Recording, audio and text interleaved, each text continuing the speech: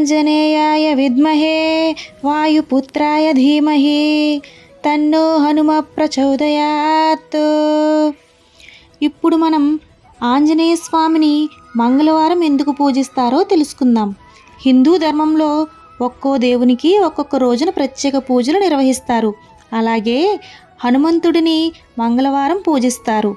ఆంజనేయ స్వామిని మంగళవారం ఎందుకు పూజిస్తారంటే హనుమంతుడు కేసరి అంజనా దంపతుల కుమారుడు.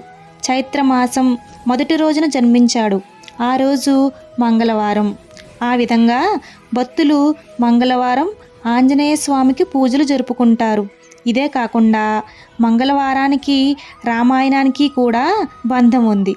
సీతాదేవిని రావణుడు అపహరించి లంకలో దాచిపెట్టినప్పుడు వాయుపుత్రుడు ఆమె జాడ కోసం వెతికి లంకలో ఉన్నట్టు గుర్తించిన రోజు కూడా మంగళవారమే.